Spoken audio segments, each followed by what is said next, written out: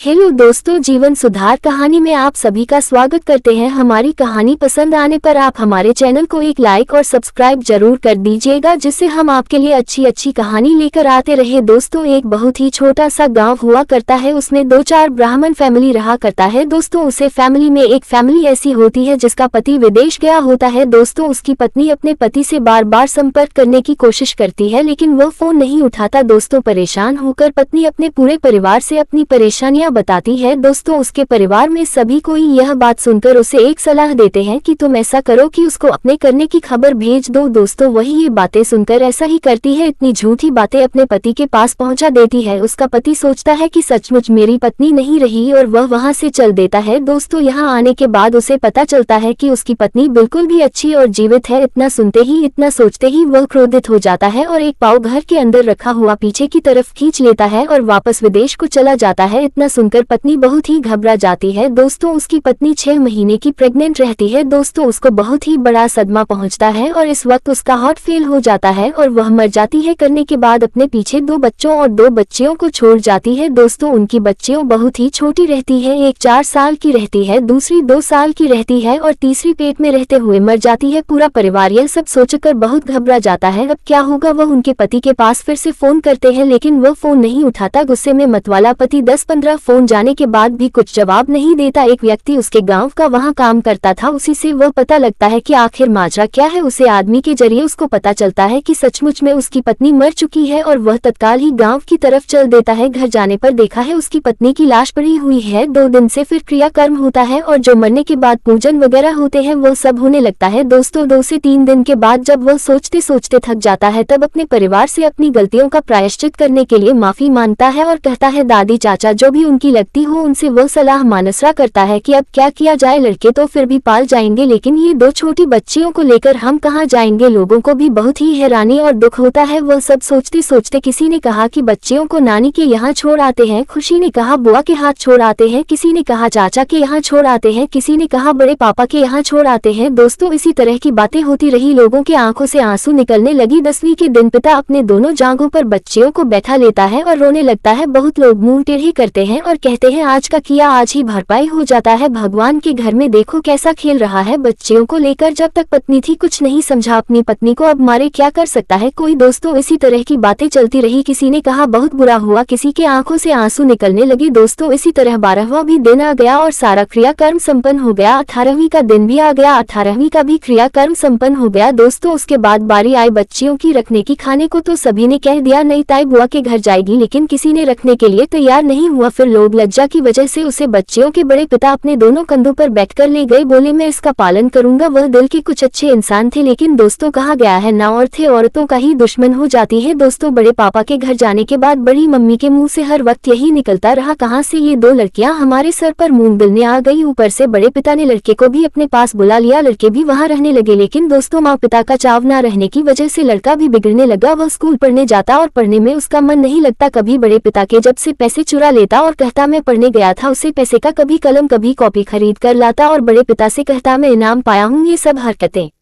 बदों से छुप नहीं पाती, बड़े पिता सब जान जाते थे। उधर उन 2 बच्चियों को बड़ी मन बहुत टॉर्चर करती है। छोटी बच्ची जब पॉटी करती तो सारी पुट्टी उसकी बड़ी बहन को उठाना और फेंकना पड़ता। 4 साल की बच्ची किसी तरह पुट्टी को उठाकर फेंकती। दिन गुजरते गए, बीतते गए। उन बच्चियों का नाम टूवर रखा गया। इस नाम से उसकी बड़ी मम्मी पुकार करती थी। आसपास के लोग देखकर बहुत ही दया भाव से उसे लड़कियों को देखा करते थे और कहा करते थे है भगवान ऐसा दुख किसी को ना दे, बिन माँ बाप के बच्चों को भगवान ना रखे। यही हाल होता है, अगर हम भी कभी मर जाएं तो हमारे बच्चे भी इसी प्रकार से टूर के नाम से पुकारे जाएंगे। सभी आपस में बात करते रहे। दिन गुजरता रहा। कभी उसकी मम्मी से मार खाकर उसका सर फूट जाता, कभी उसके बाल नोच जाते। बड़े पिता अपनी पत्नी को बहुत अधिक नहीं माना करते थे, बहुत ही मिरते थे। दोस्तों, जब वह घर आते तो उन बच्चियों से पूछते ये तुम्हारा सर कैसे फूटा है, तुम्हारे बाल कैसे नोक हुए हैं। वह बच्चियों कुछ भी नहीं बताती, क्योंकि वह जानती थी कि हम अगर बता देंगे तो मेरी बड़ी मम्मी को मार पड़ने लगेगी। इसलिए वह बड़े पापा से सारी बातें छिपा लिया करती थी दोस्तों। उसके बड़े पापा बहुत ही सख्त विचार के थे, वह उन बच्चियों को नहीं अपने बच्चों को भी मारा करते थे। आसपास के लोग भी उनसे परेशान रहा करते थे। अगर कोई बगल में बच्चे भी शरारत करते तो उन्हें धमकाया जाता था कि चलो उनके पास हम ले जाते हैं। सब अच्छे डर जाते थे दोस्तों। अगर उनके बच्चे भी थे साथ में, अगर गलतियां एक से होती तो सजा सबको मिलती थी दोस्तों। ऐसे उसके बड़े पिता थे और अपनी पत्नी को बहुत मारा करते थे। बच्चियों अपना दुख भूल जाती थी लेकिन अपनी बड़ी मम्मी का हर क्यों को छिपा लेती थी, क्योंकि उनकी बड़ी मम्मी भी बहुत ही गंदी औरत थी, या यूं कहिए कि दूसरे बच्चों को कोई एक्सेप्ट नहीं करता, वही हाल उनका भी था। अपने बच्चों के साथ ऐसा कोई भी हल नहीं था, लेकिन वह बच्चियों के साथ ऐसा वार्ता क्या करती थी दोस्तों। उनकी गलतियां नहीं है। आजकल के युग में या कल के युग में सभी बहुत ही स्वामी इंसान हुआ करते थे दोस्तों। भगवान से आप प्रे करें कि कभी भी बिन माँ बाप के बच्चों को न रखें। दोस्तों इस कहानी से आपको क्या शिक्षा मिली, इसके आगे की कहानी मैं पार्ट 2 में लिखूंगी दोस्तों। बहुत लंबी कहानी हो जाएगी। उसे बच्चियों के साथ आगे क्या हुआ, कैसे पढ़ाई हुआ, मैं पार्ट 2 में बताऊंगी। तो दोस्तों अगर थोड़ा भी पसंद आए कहानी तो लाइक सब्सक्राइब करना नहीं भूलिएगा। उपन्यास एक कहानी में आप लोगों के साथ लेकर आऊंगी। यह कहानी अभी बहुत लंबी है, बहुत दर्द भरी है दोस्तों। ये कहानी आप पूरा जरूर देखें और सुने दोस्तों। इतना आगे बढ़े, शेयर करें लोगों के साथ कि मैं अपने काम से एकदम संतुष्ट हो जाऊं और आप लोगों के समक्ष यह आप भी थी कहानी रख दो। आप लोग भी कमेंट करके बताएगा कि इस कहानी में आपको क्या गलत और क्या सही लगा। दोस्तों आज ये कहानी लिखते वक्त मेरे आंखों से आंसू निकल रहे हैं और मैं उसे दिन को याद कर रही हूँ कि वह दिन में कैसे झोली होगी। दोस्तों आज मैं बहुत बड़ी हो गई हूँ, मेरी शादी भी हो गए हैं, बच्चे भी हो गए हैं। मैं अपने लाइफ की सारी कहानी इसमें लिखने वाली हूँ दोस्तों। ये कहानी खुद से मेरी है, मैं आप लोगों के साथ जुड़ती रहूंगी और आप लोगों के साथ बताऊंगी, सामने आऊंगी यह कहानी मेरे लिए कितनी दर्द भरी थी। धन्यवाद दोस्तों, आपका बहुत बहुत शुक्रिया हमारी कहानी सुनने के लिए।